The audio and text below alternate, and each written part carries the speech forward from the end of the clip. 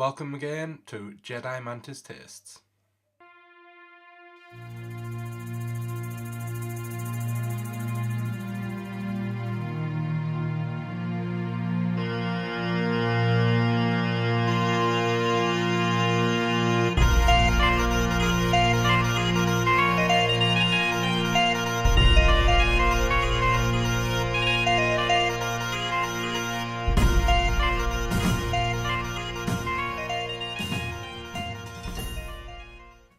Hello and welcome. Today we have a very special whiskey. We are going to be trying the Glen Scotia double cask. Now this is special because this is a Campbelltown whiskey. And the Campbelltown area lies, let's see, it'd be round about down here somewhere on the Kintyre Peninsula. And it was once a major area, boasting as many as 28 distilleries within the peninsula, and it was actually known as the whiskey capital of the world.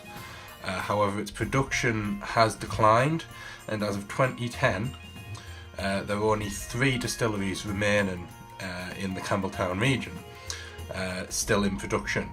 These being Springbank, Glengyle, and Glen Scotia, which we're trying today. Campbelltown is such an isolated and distinctive place that the whiskey is special enough from there that it is classified as its own region. Apart from the Highland, the Speyside, the Lowland and the Isles, those of course being probably better known today, but the Campbelltown has such a rich history to it that for me it's a special whiskey to try, because I've never tried a Campbelltown. The whiskey making in Campbelltown, or Lochhead as it was known at the time, dates back to 1636 and is reportedly to be the ancient seat of the Scottish Parliament that was set up by King Fergus in 503 AD. And Glen Scotia's distillery was founded in 1832, and that lies near to the Campbelltown's ancient Parliament Square, and it's suggested by some that the Stone of Destiny, which is where all of the Scottish monarchs were crowned, came from there. So, as I say, quite a rich history to the area, not just the Glen Scotia, but the whole Campbelltown area along the Kintyre Peninsula. Glen Scotia themselves, they produce two styles of whiskey, a peated and a non-peated. If you've watched my other videos, you know I don't care too much for a peated whiskey. I believe the double cask is a non-peated. The peated whiskey is typically being produced over a period of 6 weeks per year, and the two styles are to be maintained into the future, as they have the characteristics of the Campbelltown style that Glen Scotia is known for. Glen Scotia as well also maintains most of its original design, including its fermenters, the still room and the dunnage warehouse. And that's something that the distillery themselves are very proud of. They are owned by the Loch Lomond Group. Loch Lomond obviously produce their own whiskey, but not from the Campbelltown area. So the Glen Scotia is what they own within the Campbelltown area. In 2015, Glen Scotia opened their new visitor centre, and that is at the distillery, and it was built using traditional materials from the region, and they also have a shop where you can go in after you've tasted a couple of the whiskies there. You can go into a shop, purchase a bottle or two. Makes it a great day out for a whiskey lover. If you like your whiskey, you want to do a distillery, as I've said many times before, I'd love to go and do a distillery tour, just to be there and see it and try it, sort of like as close to its home as you can ever get. That's something for someone who likes whiskey is a great day out. So yeah, they've got a brand new facility there, 2015, so it's only not even a couple of years old yet. So if you are in the Kintyre Peninsula, I would say probably well worth a trip into the Glen Scotia Visitor Centre. Moving straight on, as it's we are trying, as I say, the double cask. So this is our whiskey of the day, Glen Scotia double cask. It is matured in the finest oak barrels, in a combination of first fill bourbon barrels followed by a period of time in Pedro Ximenez, I don't know if I'm saying that right, sherry cask. It's also won multiple awards, including gold medal at the 2016 San Francisco World Spirits Competition and a silver medal at the 2015 Cathay Pacific Hong Kong International Wine and Spirits Competition. So it has got some merit to it. Just looking at the box, you can see, if I hold this up, it's quite a dignified looking box, quite a simple sort of design to it. Just a nice sort of pattern to it there. There's a boat in front of, I assume, the distillery there. We've got a little bit of information. We'll go through. Campbelltown whiskies are intriguing, appealing to those consumers looking for something a little off the beaten track. Campbelltown is a small town on the Kintyre Peninsula on the west coast of Scotland, affectionately known as the Wee Toon. Glen Scotia double cask classic Campbelltown malt with a formidable pedigree of whisky making since 1832. Non-chill filtered. If you remember the other episode I put out, the non-chill filter means it may be a little cloudy because the chill filtering just removes that residue that can make it crystal clear. But this is non-chill filtered, so it's not filtered. Master blender hand-picks every cask and finishes the precious whiskey in first fill bourbon barrels, and then finishes this outstanding single malt in whiskey Pedro Ximenez sherry casks, as we've covered. Anything else on this side? No, same on there. So we'll crack the box open. And I do want to thank the whiskey shop. When I went away the other week, I did pop into the whiskey shop. They recommended this one as something to try for the channel, so thank you to the whiskey shop in Manchester. Your opinions, your suggestions, very much appreciated. This is the bottle here. So as you see, very, again, minimalistic labelling. Got that same pattern there on the bottle as what's on the box. Nice little label there. What strength are we on? 46% volume on this one. Same information on the label as what's in the box. Non-chill filtered, rich and spicy. So it doesn't mention peat anywhere on here. So I do believe this isn't a peated one. You can also see this is still sealed. I haven't tried this one at all. So this is the first time tasting for the channel. So let's crack it up.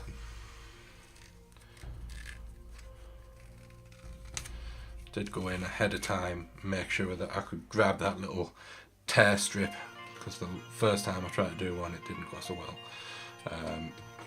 And got the cork in it, as we established now it should have. It smells good. Just pop the cork back in so we can have a quick look here in the bottle at the colour. We'll have a look when we get it in the glass. So it looks a lot deeper probably in the bottle here than what it will in the glass. So let's get a little bit poured. Using of course our Glencairn glass. Slight little pop. Let's pour a little bit in here. Nice glug to it there. Just put this lid back on, bear with me. And we'll have a look at the colour now. So looking at that, you can see, just get a bit of light on here so I can see. We've got in there a lovely, let's say, honeyed amber colour to that. Very warm looking, warm and golden. Little hint of red there. Very nice colour. Swirling that round, you can see that, as I say, amber, very much a honeyed amber, dark amber colour. Not as dark as things like we've tasted, like the Glendronach, even the Fettercairn, fairly dark in colour. It's a little bit lighter, but it's not the lightest of whiskies. It looks very promising. Let's get a little bit of water in here.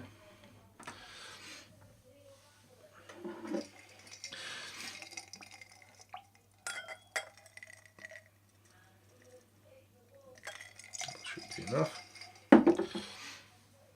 Got that water in, you can see it's starting to go a little bit cloudy in there. That's through it not being filtered. So I'll have another swirl around the glass.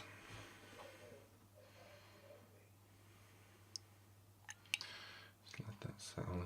See, it's quite a thick liquid, because you can see when you start spinning, it takes a little time to sort of like level back out. So it's quite a thick liquid even with that water in.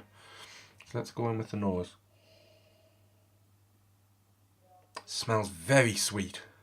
First thing I notice there is the sweetness. Got that hint of bourbon in there. You can definitely smell the bourbon. Very reminiscent to your American bourbons on the nose there.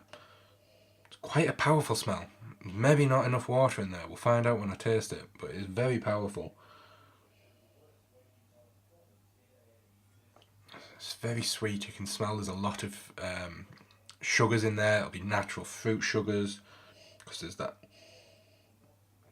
maybe apple in there. Definitely fruit in there. Caramel or toffee maybe. Certainly appley smell to that. Almost a toffee apple. Just thinking back to when you have them.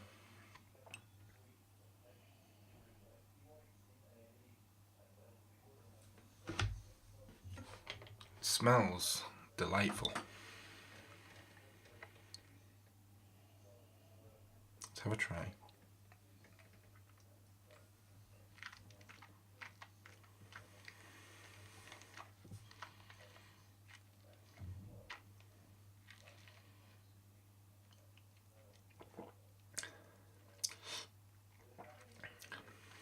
There's no peat to that. That is lovely. That is very different to any other malt I've tasted from the other regions.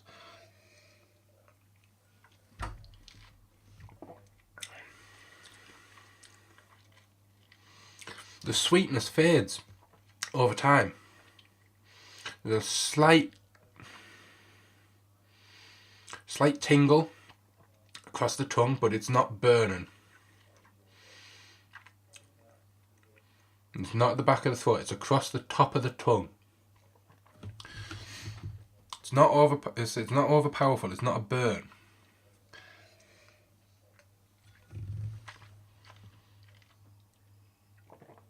It's fairly dry. Fairly dry, very dry in fact. I would say very dry for me. But that's not a bad thing. Because there's a lot of depth there of other flavours. And even with the water, that's a very thick whiskey. It's very syrupy.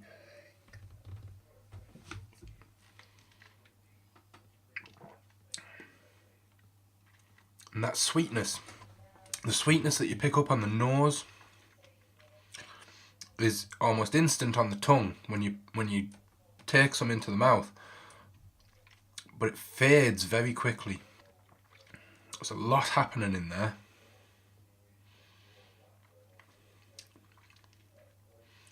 It's lingering.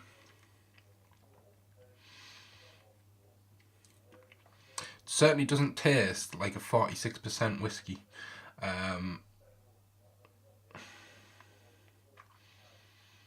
Very warming, deep finish to that. Warm in the back of my lips now. Still taste it. No peat in there at all. It's a lovely whiskey, that. Let's have another try now without the water.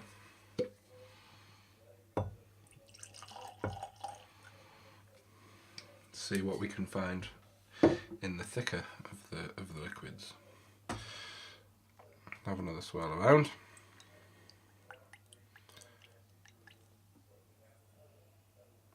Oh yeah, a lot more complex. Definitely picking up more on that toffee smell.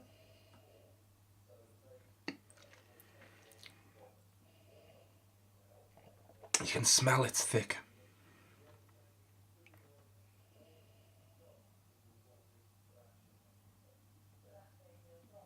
Slight burn on the back of the nose if you take too long of a sniff there.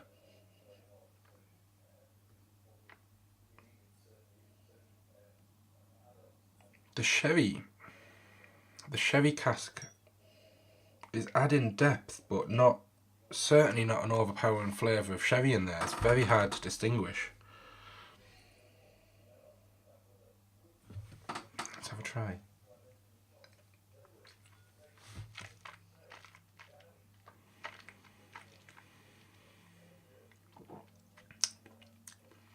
A lot silkier, a lot thicker. That's nicer. It's nicer without the water.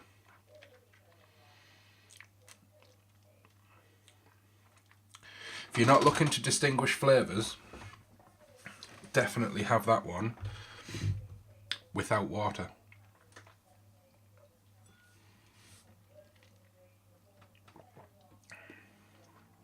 That is lovely.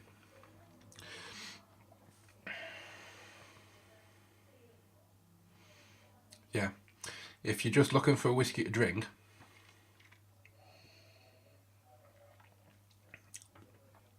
I'm not saying that this one would be a one you would buy, you know, every month. But if you're just wanting to drink a whiskey, not taste it. I don't mean like not taste it because you drink it straight down. But if you're not looking to analyse the whiskey, have it without the water. If you're wanting to explore it, make your own notes, judge the whiskey, you want that drop of water in. But to just sit and drink the whiskey, don't put the water in. It's a lot nicer. All the different levels are there, and they just mash together very nicely to add quite a distinctive flavour. It's hard to put into words what that's like, because there's so many different levels. I would definitely recommend trying this one. If you like your whiskey, hunt this out. It's at the whiskey shop. I can't remember how much it was, but I will pop up on screen somewhere up here or down here, somewhere on screen. I will pop up the price and where you can buy it. Also check in the description down below. There'll be links to various websites that you can buy it. So I'm going to finish this off. Not a strong, although it is strong at 46%.